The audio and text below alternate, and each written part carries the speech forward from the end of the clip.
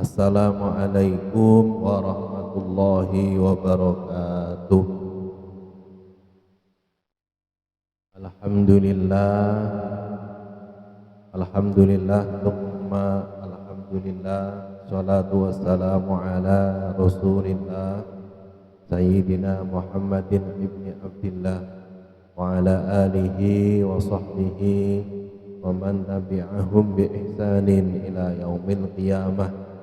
Rabbi shrah li sadri wa yassir li amri wahlul 'uqdatam min lisani yafqahu qawli.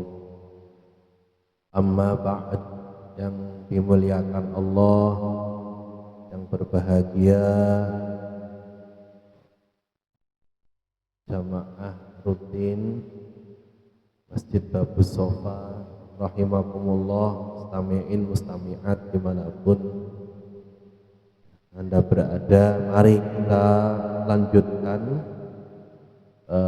kajian menjelang berbuka puasa di Masjid Babus Sofa ini.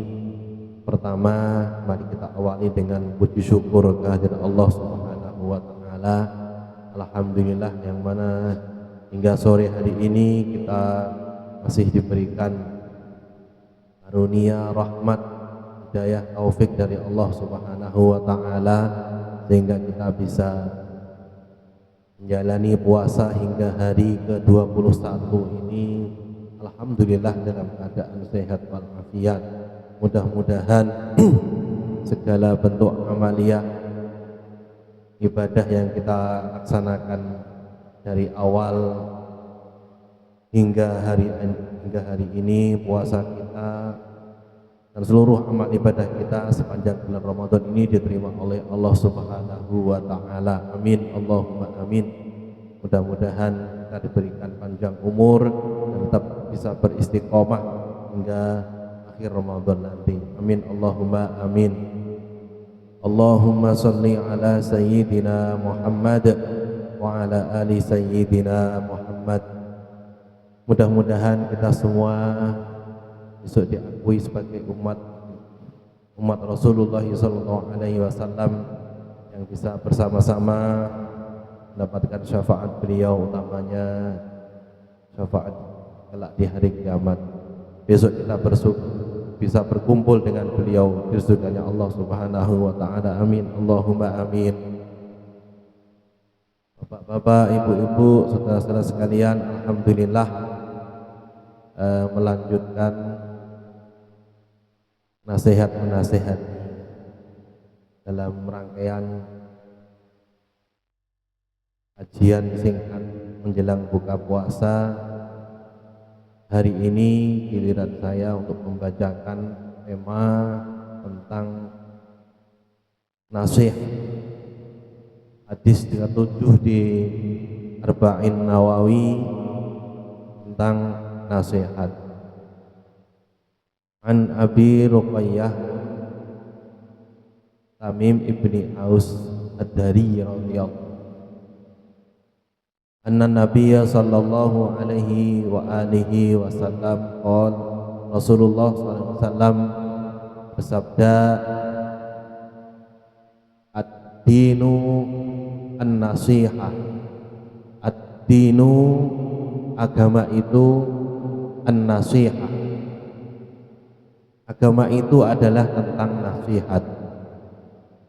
Agama itu adalah tentang nasihat.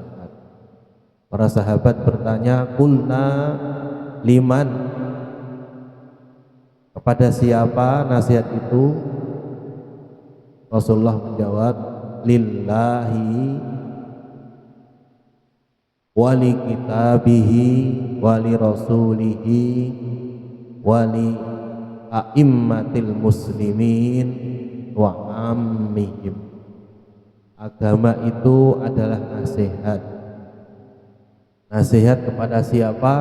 Tanya para sahabat. Rasulullah menjawab, nasihat kepada Allah, nasihat kepada kitab-kitab Allah, nasihat kepada Rasul Allah, nasihat kepada pemimpin-pemimpin kaum muslimin dan rakyat umum. Maksud dipun pripun penjelasan hadis seperti kalimat al-hajju al-arafah. Haji itu ya pokok ibadahnya adalah wukuf di Arafah. Maka senada dengan ini ad-dinu an-nasihah. Maksudnya agama Islam itu ya tentang nasihat. Kalau tidak ada nasihat, yaitu bukan. Nasihat sangat pokok dalam kehidupan beragama. Maka nasihat untuk apa? Nasihat kepada Allah. Maksudnya adalah nasihat untuk kita sampaikan kepada kita sendiri tentunya yang pertama. Yang kedua, kita sampaikan kepada orang yang kita nasihati untuk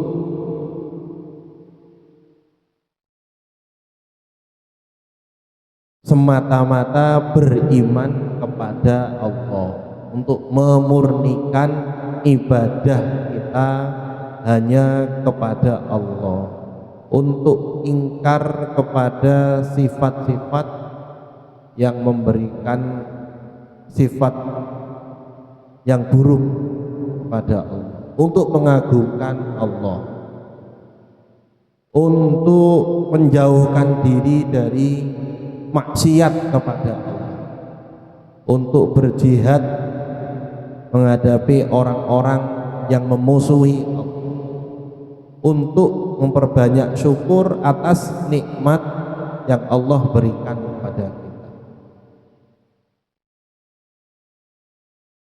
Maka nasihat ini sangat penting. Nasihat ini hukumnya fardu kifayah. Apa? Hukumnya fardu kifayah. Kalau tidak ada satu golongan, satu kampung tidak ada yang menasehati, maka dosa semua. Jadi nasihat ini hukumnya fardu kifayah. Rasulullah SAW hadis yang lain memberikan pesan kepada kita, la yu'minu ahadukum hatta yuhibba li akhihi ma yuhibbu li nafsi. Tidaklah dikatakan beriman sehingga dia mencintai saudaranya sebagaimana dia mencintai dirinya sendiri. Maka adabnya nasihat, apabila kita dinasehati, kita harus berterima kasih, karena yang menasehati ini sejatinya sayang kepada kita. Dan kalau ada saudara kita, terutama keluarga kita, yang akan tergelincir kepada kemaksiatan, kita harus menasehati. Itulah bukti tanda cinta kita kepada saudara kita. Ibarat kita berada di pinggir jalan, kita lihat ada orang yang hampir misalnya celaka, tentu kita tidak ingin orang itu celaka. Begitu halnya dengan nasihat yang pertama, lillahi. Maka jika ada saudara, jika ada teman, jika ada sahabat yang tergelincir kepada kemaksiatan kepada Allah, maka harus kita nasihati. Sebagaimana kita tidak mau teman itu, saudara kita itu menjadi orang yang celaka, apalagi lebih-lebih kalau celaka di hari akhirat. Naudzubillah. Maka nasihat ini harus kita ingat, seperti halnya kita ingin menolong saudara, apalagi sanak saudara kita. Ku anfusakum wa ahlikum naro. Jagalah dirimu sekalian dan keluargamu dari siksa api neraka. Maka nasihat itu sangat penting. Maka ad-dinu nasihat. Agama ya tentang nasihat. Apalagi kalau tentang bicara iman, al-iman yazid wa yanqus. Iman itu kadang-kalanya bisa naik, iman itu ada kalanya bisa turun. Maka kita perlu yang namanya saling nasihat menasehati. Sebagaimana yang kita sering baca di surat Al-Asr, Bismillahirrahmanirrahim, wal asr, demi waktu, waktu yang terus berjalan. Tabiat waktu itu tidak bisa kembali. Tabiat waktu itu sangat cepat berjalan, apalagi kalau kita tidak menyadarinya. Wal asr, demi waktu, innal insana lafi khusr, sungguh manusia dalam kerugian, illal ladzina amanu wa amilus sholihat, kecuali orang-orang yang beriman dan beramal soleh, wa tawasau bil haq wa tawasau bis sabr, dan orang-orang yang saling memberikan nasihat untuk melakukan kebenaran, kebaikan, ketaatan, dan nasihat untuk terus bersabar, sabar dalam ketaatan, sabar dalam menerima ujian, sabar dalam menerima cobaan. Maka nasihat kepada Allah itu ya terus nasihat tentang mengingatkan untuk memurnikan keimanan kepada Allah. Nasihat kedua, wali kitabihi, nasihat untuk percaya atas kitab-kitab Allah, percaya atas kalamullah. Wali rasulihi, demikian juga nasihat tentang membenarkan ajaran-ajaran yang dibawa oleh Kanjeng Nabi Muhammad sallallahu alaihi wasallam, tentang mengimani, menaati perintah-perintah. Barang siapa yang ingin dikatakan mengikuti Allah, maka dia harus mengikuti ajaran-ajaran yang dibawa rasul-rasul, terutama ajaran Nabi Muhammad sallallahu alaihi wasallam. Nasihat untuk memuliakan para pengikut sunnah Kanjeng Nabi Muhammad sallallahu alaihi wasallam, termasuk nasihat untuk memuliakan keluarga Rasulullah. Wali a'immatil muslimin, nasihat selanjutnya adalah nasihat kepada para pemimpin. Maksudnya untuk menasehati para pemimpin untuk terus dalam kebenaran tanpa memberontak. Tapi kalau memberikan nasihat kepada pemimpin itu harus, bahkan hukumnya tadi fardu kifayah. Kalau tidak ada yang memberikan nasihat, nanti malah rusak semua. Jadi nasihat itu hukumnya fardu kifayah. Bahkan kalau nasihat dalam hal sebuah keburukan yang sudah ada di kampung, di dalam desa, di dalam kota, tidak ada yang menasehatinya, akan rusak. Maka pentingnya ada kaitannya dengan amar ma'ruf nahi mungkar. Kalau sudah bentuknya kemaksiatan, ya harus tegas. Kalau tidak tegas, nasihati itu harus tegas kalau sudah dalam bentuk kemaksiatan. Kemarin bab sebelumnya, kalau untuk melakukan ketaatan kita semampunya, tapi kalau dalam hal menghindari kemaksiatan kita harus hindari semuanya. Ini kalau ada saudara kita, teman kita, sahabat kita, atau tetangga kita, dia melakukan kemaksiatan, harus kita memberi nasihat dengan tegas.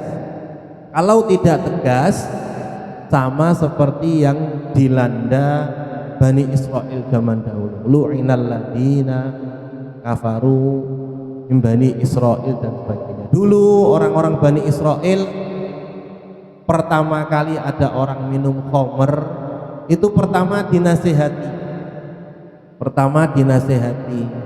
yang kedua tidak dinasehati. Selanjutnya pendetanya duduk-duduk sama ikut yang minum khamr. Akhirnya lama-lama dianggap biasa. Sebagaimana hadis yang diriwayatkan dari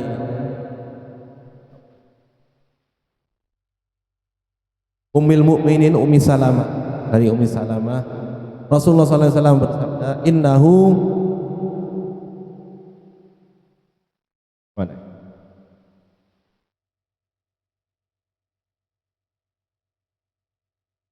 Oh iya, inna awal, hadis dari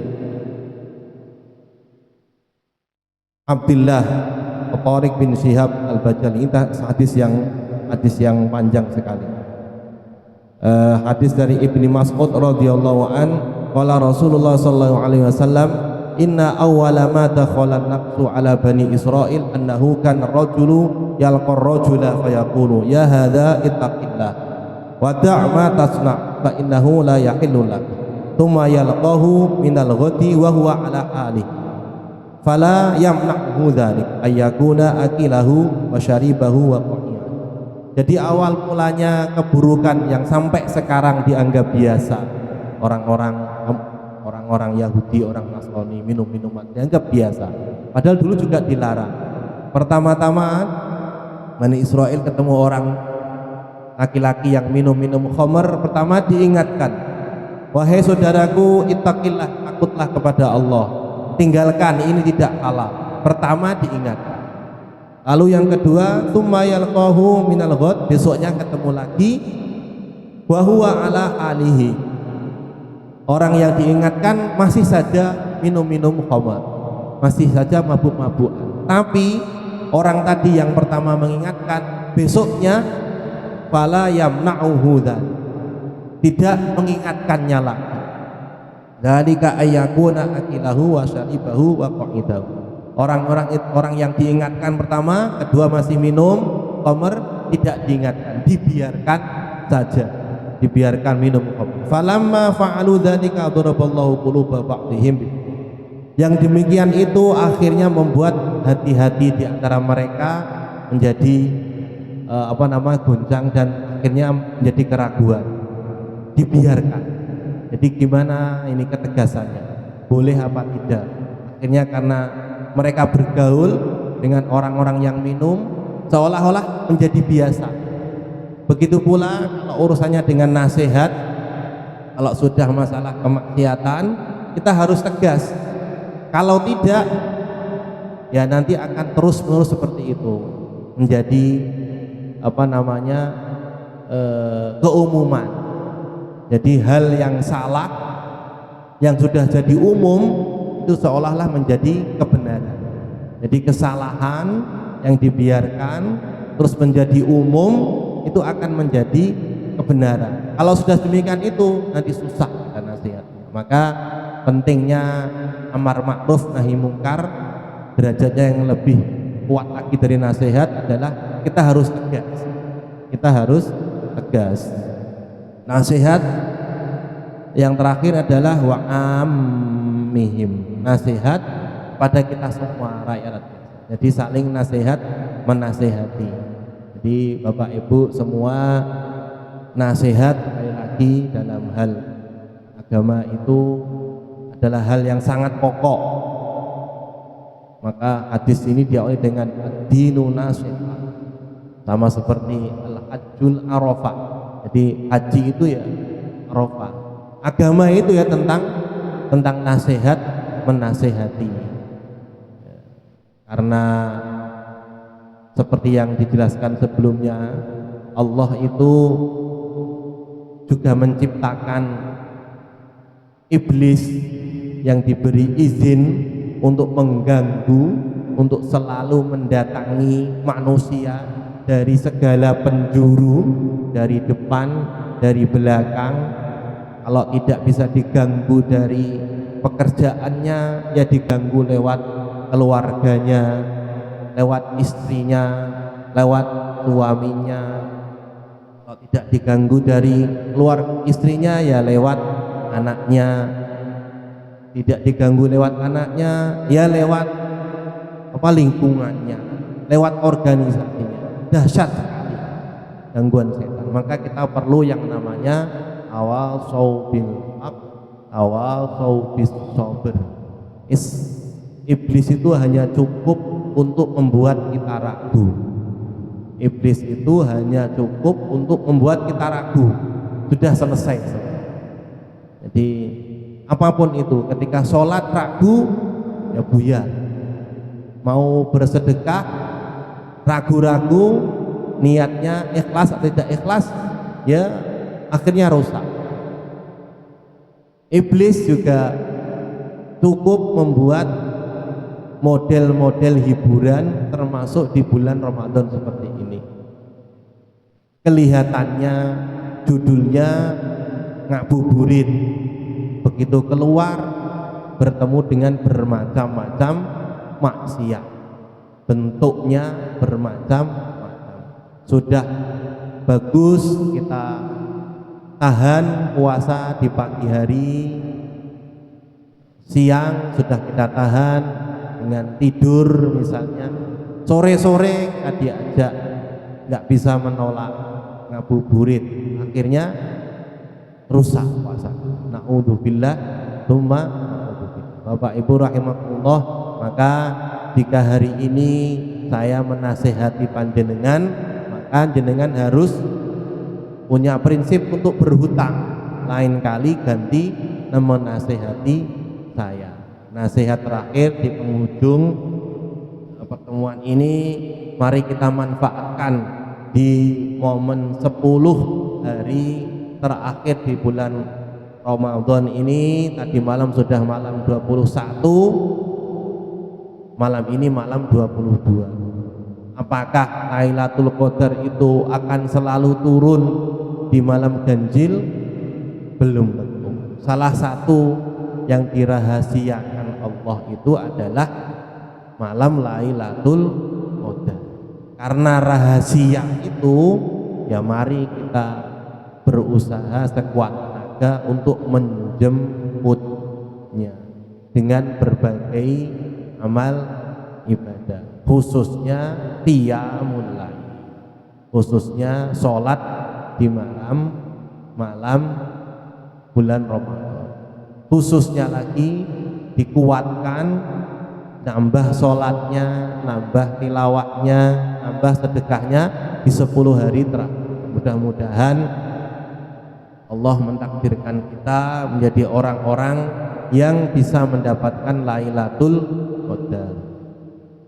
Kanjeng Nabi Muhammad dawuh, umur umat beliau itu kisarannya cuma 60 sampai 70 tahun. Beda dengan umat-umat terdahulu ratusan tahun. Nabi Nuh itu sampai 900 tahun. Nah kita umurnya cuma 60 70 tahun. Ya kalau kita berbuat baik seterusnya, apalagi yang punya masa lalu. Semua orang punya masa lalu, semua orang punya dosa di masa lalu. Tapi jangan khawatir, innallaha yaghfirudz dzunuba jami'an. Allah itu mengampuni semua jenis dosa. At-Tawwab, Allah itu punya sifat At-Tawwab, Allah yang menerima taubat. Jadi segala jenis dosa Allah pasti akan mengampuni. Mau zina, mau membunuh, mau syirik sekalipun, kalau sudah taubat, selama nyawa belum di kerongkongan, Allah akan menerima taubat, asalkan taubatnya taubatan nasuh, tidak diulangi lagi, terus diganti dengan amal yang baik. Mudah-mudahan kita bisa memperbanyak ibadah di 9 hari terakhir ini, taubat kita diterima oleh Allah Subhanahu wa Ta'ala, dan kita benar-benar bisa besok dibebaskan dari siksa api neraka. Amin Allahumma amin. Nasihat terakhir, kalau khairum min alfi syahr, itu lebih baik dari 1000 bulan, atau lebih baik dari 83 tahun. Berarti jenengan ibadah 1 rakaat sama dengan dikalikan 83 tahun. Jenengan kalau pernah dapat Lailatul Qadar,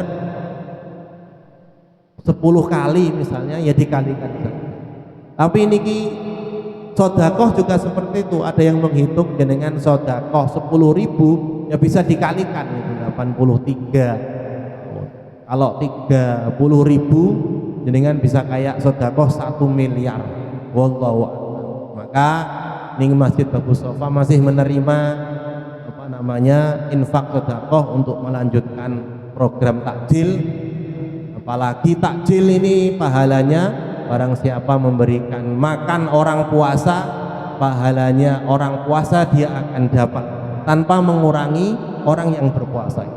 Jadi jenengan kok sodakoh kurma 1 kardus, kurmanya dimakan 100 orang, nah jenengan dapat pahala 100 orang berpuasa. Mudah-mudahan kita bisa diberikan kekuatan untuk bisa istiqomah dalam kebaikan. Mari kita tutup dengan doa-doa sebelum menjelang puasa. Istighfar bersama-sama. Astaghfirullah Rabbal baraya, astaghfirullah minal khataya, Rabbi zidni ilman nafi'a wa wafiqni amalan salihah.